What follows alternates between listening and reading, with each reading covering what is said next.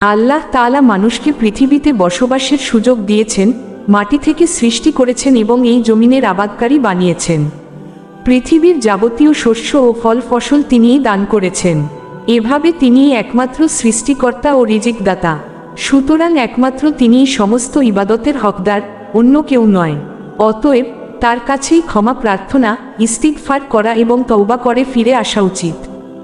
বর্তমান ভুল পথ ও কর্মপদ্ধতি পরিহার করে তার ইবাদতের দিকে ধাবিত হলে তিনি তওবা কবুল করবেন এবং ক্ষমা করে দেবেন। নিশ্চয়ই প্রতিপালক বান্দার অত্যন্ত নিকটে আছেন এবং তিনি ডাক শুনেন। হযরত সালেহ এর এই দাওয়াত শুনে তার কওম সামুদ জাতি বলল, হে সালেহ, ইতিপূর্বে তোমার প্রতি আমাদের অনেক আশা ভরসা ছিল। ভেবেছিলাম তুমি একজন প্রজ্ঞাবান ও নেতৃত্ব দেওয়ার মতো মানুষ হবে, কিন্তু আমাদের সেই আশা ধূলিসাৎ হয়ে গেল। আজ তুমি আমাদের এক আল্লাহর ইবাদত করার কথা বলছো, বাপ দাদার আমল থেকে চলে আসা দেব দেবীর পূজা বর্জন করতে বলছো এবং পৈতৃক ধর্ম ত্যাগ করার আহ্বান জানাচ্ছ। আমাদের পূর্বপুরুষরা যাদের উপাসনা করত, তুমি কি তাদের বর্জন করতে বলছো? তুমি যে পথের দিকে ডাকছ সে বিষয়ে আমাদের মনে গভীর সন্দেহ ও বিভ্রান্তি রয়েছে।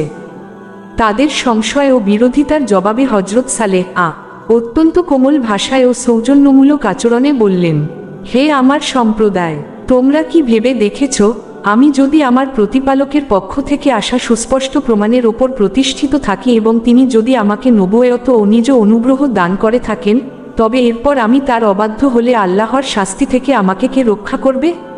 তোমরা তো আমার ক্ষতি ছাড়া আর কিছুই বাড়াতে পারবে না।